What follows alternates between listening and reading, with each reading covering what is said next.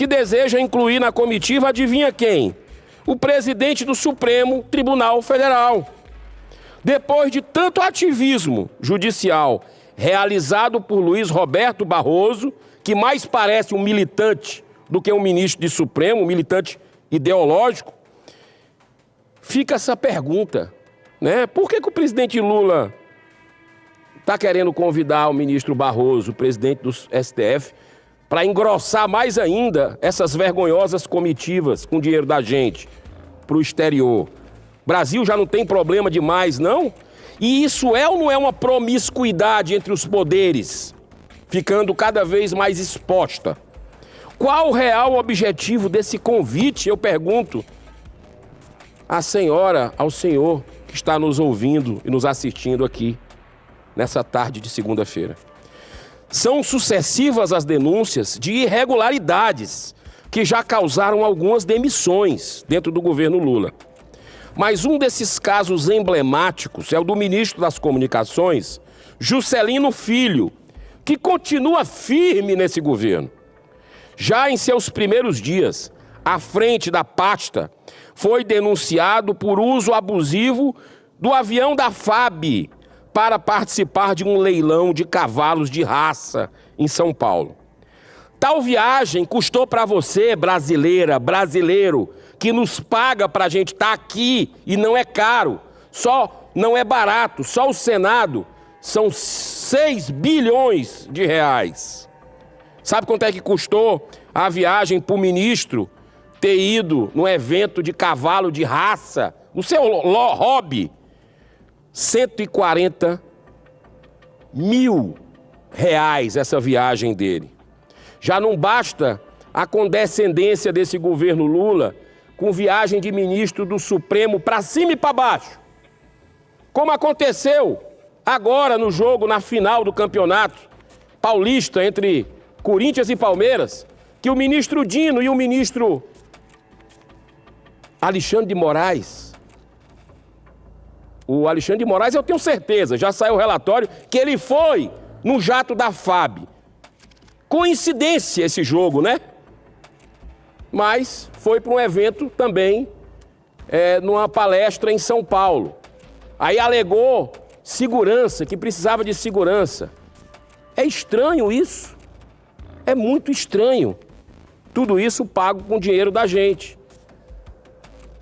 Alguns meses depois, foi indiciado pela Polícia Federal, o ministro Juscelino, nos crimes de corrupção passiva, lavagem de dinheiro e organização criminosa por desvios de mais 10 milhões de reais em emendas parlamentares. Todas elas dirigidas à região do estado do Maranhão, onde ele tem propriedades e a família domina politicamente alguns municípios, com destaque para Vitorino Freire, que ele tem a prefeita como sua irmã. Que tem a prefeita como sua irmã. Eu venho tentando convocar o ministro para esclarecimentos em algumas comissões dessa casa desde 2024, especialmente na Comissão de Transparência, Fiscalização e Controle, mas os requerimentos não são pautados. É bom que a população saiba que nós estamos tentando, mas a blindagem a esse ministro é poderosa. Mas água mole em pedra dura, tanto bate até que fura. Mostra um pouco o espírito desse governo, né, que parece flertar com a corrupção, novamente. Porque denúncias como esse ministro tem feito e o governo faz vista grossa é inadmissível num país cuja maioria é de pessoas de bem, trabalhadoras, íntegras, que é assim que o brasileiro é, a gente sabe. Um dos últimos casos de complacência desse governo com desvios envolveu Renildo Evangelista Lima, esposo da deputada federal Helena Lima. Ele foi flagrado pela Polícia Federal com 500 mil reais, R$500 mil, sabe onde? Na cueca. Eu venho de um estado que tem escândalos nessa questão de cueca, já conhecidos no Brasil inteiro. E essa turma está toda de volta no poder agora. Olha esse dado do senhor Renildo Evangelista. Ele tem sua irmã como sócia. Renildo dirige a empresa Voare, de aviação aérea, que já celebrou 17 contratos com o governo no montante de 600 milhões de reais.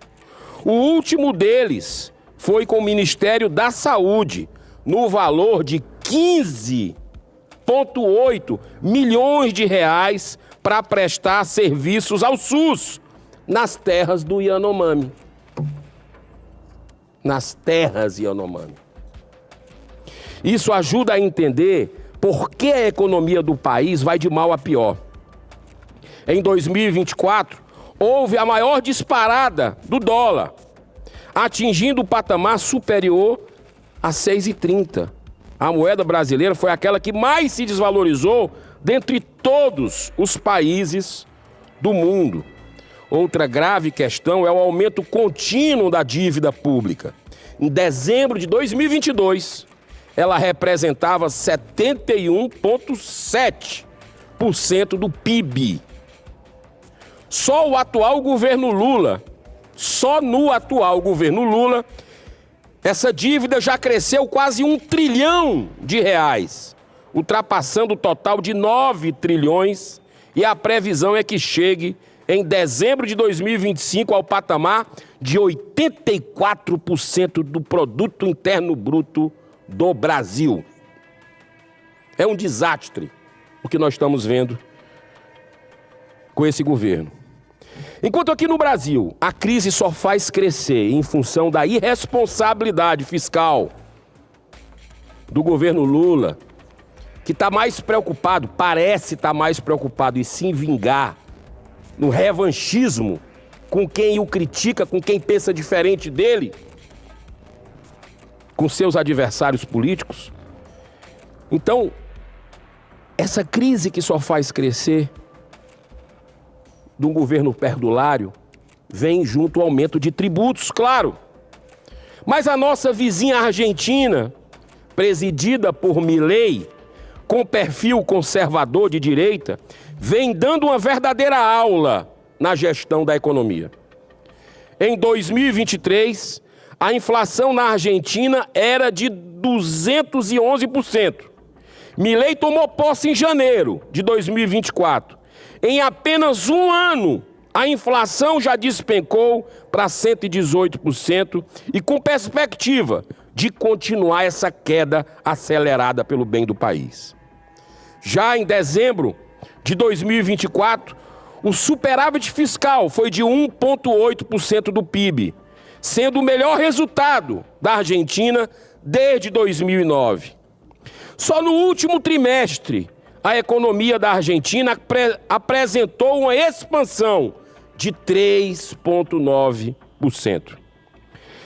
Apesar de ser um período difícil de correções estruturais, já são nítidos os sinais da melhoria das condições sociais, pois em 2023 o país chegou a um dos piores níveis de sua história, com 41% da população vivendo na pobreza, antes do Milei assumir. Agora, qual foi a mágica empregada pelo governo Milei? Nenhuma. Apenas vem cumprindo com firmeza o seu dever primordial, ou seja, cortes drásticos nos gastos públicos. É como as contas que nós temos em casa. Se a gente gastar mais do que a gente tem, vai complicar o ponto que nós vamos ter que tomar medidas drásticas. Senão vai ficar sem dinheiro para o essencial, para o alimento. Lazer nem se fala. Então tem que tomar as medidas, mas o nosso governo não toma. É só gastar, viajar com o dinheiro de quem paga imposto. Muito diferente, então, o que acontece na Argentina do que acontece no Brasil, onde temos um governo que gasta muito aqui e gasta mal. E como não cumpre com sua obrigação cortando gastos, obriga o Banco Central a manter as taxas de juros da economia no nível estratosférico, para controlar a explosão da inflação. Mas o grande problema desse remédio é ser temporário e não tratar da causa. Com isso, os preços continuam explodindo. Você sabe, brasileira, brasileiro. Com destaque aos alimentos que afetam diretamente os mais pobres desse país. Os preços estão aí. Basta você ir no mercadinho da esquina, no supermercado e constatar. Apesar de tudo isso, não podemos jamais desanimar. Muito pelo contrário. Nossos irmãos argentinos estão demonstrando como é fácil realizar mudanças positivas na economia. Basta a população fazer as escolhas certas daqueles que receberão a enorme responsabilidade de governar 2026. Nós temos eleições, é hora de trocar, é hora de mudar o que você não está se sentindo representado. Por isso eu vi muitas faixas nas ruas, fora Lula, impeachment de Lula também ontem, além, obviamente, da urgente anistia que nós precisamos para reconciliar o Brasil. Por isso precisamos continuar fazendo a nossa parte da melhor forma possível, mobilizados a favor da justiça e da verdade, seja nas ruas, seja através das redes sociais. Encerro com esse profundo pensamento de Joana de Ângeles, a mentora de um grande pacifista baiano, Divaldo Franco. Abro aspas. Sempre que algumas vantagens para ti ofereçam danos para outrem, recusa-as, porque ninguém poderá ser feliz erguendo sua alegria sobre o infortúnio do seu próximo. Que Deus abençoe a nossa nação. Muitíssimo obrigado, senhor presidente. Obrigado, senador Girão.